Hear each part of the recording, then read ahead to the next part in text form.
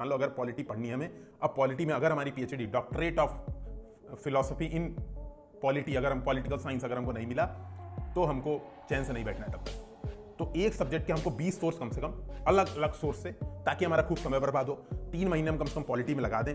30-40 बार, कई टॉपर बोलते भी कि हमने 40 बार किताब पढ़ी, तो जब तक हम 40 बार नहीं किताब पढ़ लेंगे तब तक चैन से नहीं बैठेंगे। तो एक चीज का कम से कम नहीं तो 5-6 सोर्स तो पक्का फॉलो करेंगे। ये बात तो एकदम दिमाग गांठ बांध के रखना है भाई, नहीं तो प्री भी क्वालिफाई हो जाएगा और मेंस भी क्वालिफाई। एक ही सोर्स पढ़ोगे तो एकदम रटा हुआ याद हो जाएगा, सारा कॉन्सेप्ट क्लियर हो जाएगा एक ही सोर्स पढ़ने से, भटकाव भी नहीं। मान लो 2-3 सोर्स पढ़ते हैं तो क्या होता है, कहीं लिखा होता है कि सीएजी का कार्यकाल 6 साल है, अरे तो दूसरा सोर्स घटिया सी किताब लेते हैं, नाम नहीं लूंगा, मान लो कोई घटिया सी किताब लेते हैं और उसमें लिखा है क्या कहते हैं 5 ही साल सीएजी का कार्यकाल है ना।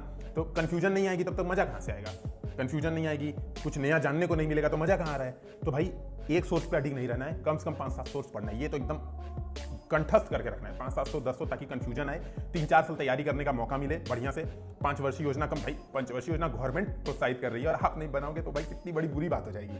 आपको भविष्य में यही तो करना है।